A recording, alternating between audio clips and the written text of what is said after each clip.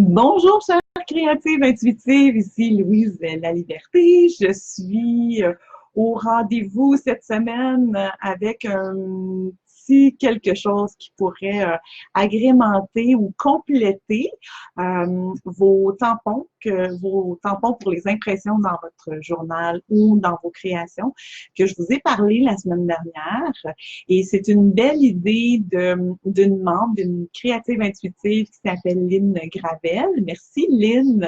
Vous allez voir, Lynn a proposé de faire des petites gravures ou de faire des motifs la mousse et de faire les impressions à partir de ça. Ça donne plus de détails et j'ai testé ça hier soir et j'avais envie aujourd'hui de vous titiller à continuer de faire des tests, des expériences de toutes sortes créatives pour que vous puissiez explorer toutes sortes de mondes, de couleurs, de formes et tout ça.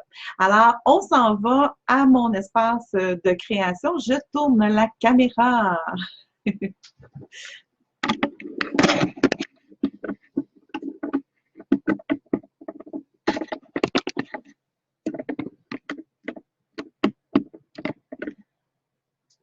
Et voilà, on va dire que c'est correct.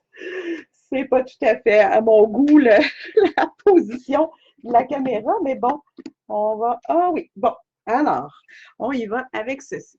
Donc, vous vous souvenez, la semaine dernière, je vous ai parlé de fabriquer des tampons avec les tapis mousse, dans le fond, qu'on peut emboîter un dans l'autre et de mettre des formes et de faire des impressions.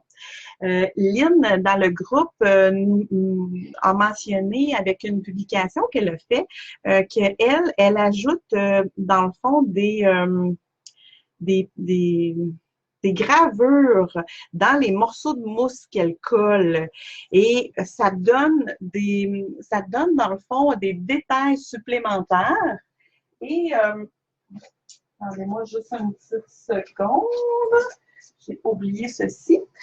Je vais vous dire ce que j'ai utilisé, dans le fond, pour moi, pour les tests que j'ai faits. Et aussi, avant de vous montrer, dans le fond, comment j'ai fait, je vais vous montrer ce que ça donne. Dans le fond, ici, on va faire un comparatif. Je vais mettre mon tampon. Vous voyez, dans le fond, moi, avant, j'avais fait seulement des formes, tout simplement. Et là, je suis venue graver dans mes formes. Et quand on fait l'impression, ben, on voit les petites gravures. Alors, c'est vraiment très joli, hein?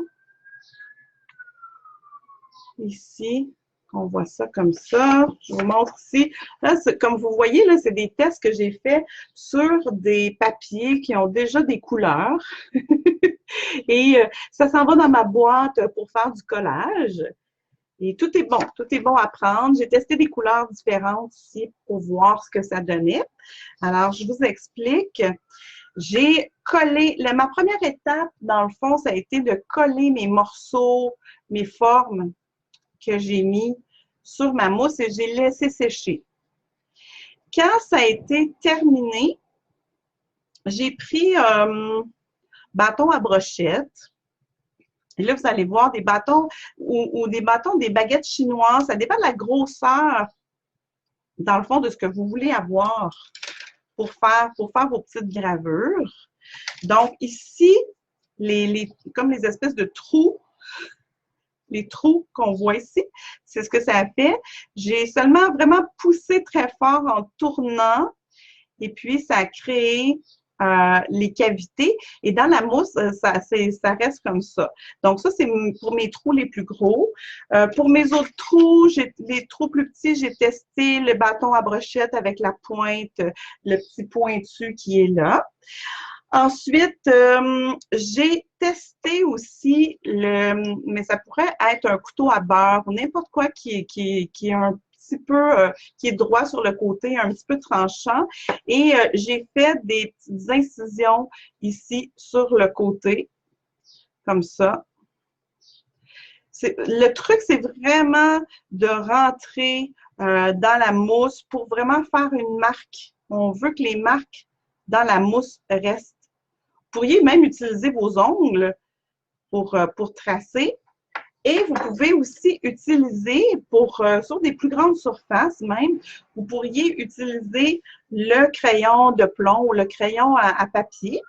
Ah, je suis désolée, il y a comme la police qui passe. Les joies, les joies du direct.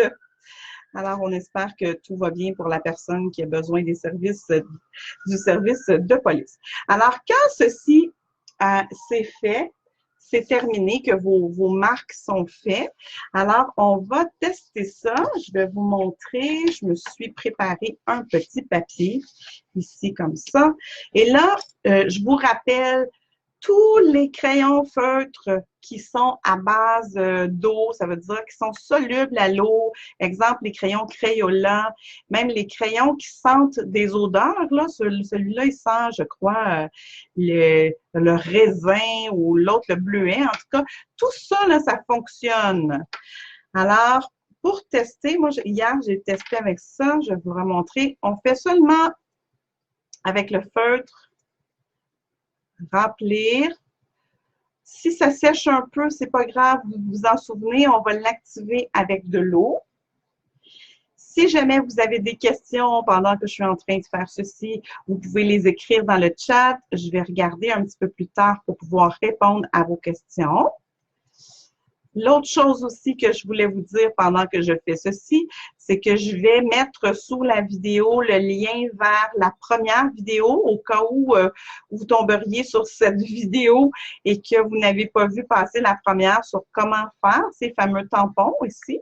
Je donne tous les détails dans la vidéo de la semaine dernière.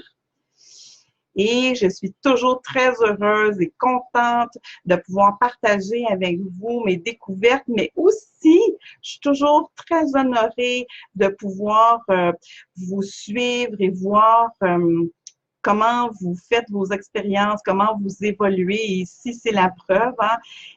C'est une belle membre qui a proposé ceci pour faire du surf sur ce que j'avais déjà proposé. Ma première impression, je vais la faire sans l'activer, sans mettre de l'eau parce que je sais que mon feutre était très neuf. Quand il est neuf, l'encre, il y a beaucoup d'encre. Donc, ma première impression, je la fais comme ceci. Regardez ce que ça donne. Ici, comme ça. Bien évidemment, juste pour vous montrer, là, je vais refaire tout de suite une impression. Évidemment, elle va être plus douce. Si c'est ce que vous voulez, tant mieux. Et là, je sais que si je fais une autre impression, ça ne sera pas à mon goût.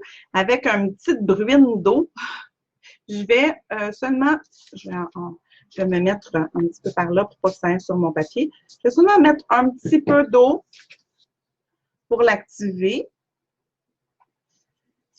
Et je viens faire mon impression. Voilà. Je vais en faire une deuxième, je crois. Ah, celle-là, elle a moins fonctionné. On peut réactiver.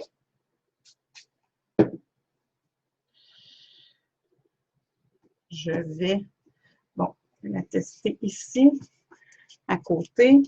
Alors, tout dépendant de votre feutre, s'il a mis beaucoup d'encre ou peu d'encre, vous allez, vous voyez, réactiver, ça fonctionnait. Et je vais retester encore pour voir si je viens de la réactiver une deuxième fois, même une troisième fois. Oui, ça fonctionne, mais là, on a un petit peu plus d'eau. Alors, tout dépendant de ce que vous avez en dessous, ça se passe bien. Et après, quand vous avez utilisé le feutre, vous faites seulement nettoyer et c'est tout. Votre tampon est encore bon. Je ne l'ai pas testé encore avec l'acrylique, mais ça va sûrement très bien fonctionner. La seule chose qu'il va falloir faire attention, c'est de ne pas mettre trop d'acrylique pour pas que ça emplisse nos petits creux qu'on veut avoir ici dans notre papier. Alors, donc, est-ce que vous avez des questions? Sinon, ben, tiens, bonjour Marnélie qui est là avec moi. Et je sais qu'il y a d'autres personnes qui sont là. Mais si vous avez des questions, mettez-les en dessous de la vidéo plus tard ou quand vous écoutez la vidéo en rediffusion. C'est pour faire, dans le fond, compléter cette vidéo, compléter la vidéo de la semaine dernière sur les variantes. C'est une variante de la création de tampons réutilisables et qu'on peut faire ici. C'est tout dans le fond à l'aquarelle et au crayon feutre qui se dilue à l'eau, mais comme je l'ai montré dans la première vidéo, vous pouvez faire aussi des impressions avec de l'acrylique. Alors, sur ce, je vous laisse aller expérimenter encore une fois vos tampons. Je vous rappelle que j'adore quand vous explorez encore plus loin que ce que je propose, comme Lynn nous a proposé pour ceci, mais entre autres pour les fameux petits carrés qui font fureur dans le groupe. On est rendu avec des petits carrés de toutes les dimensions qui sont pigés au hasard, qui font du bien. Ça évolue grandement et moi, ça, c'est un pur bonheur pour moi de voir que ça vous fait du bien et puis que vous vous appropriez des exercices que je vous propose. Alors, je vous laisse partir, mesdames les créatives intuitives, et amusez-vous et on se revoit bientôt. Bye bye!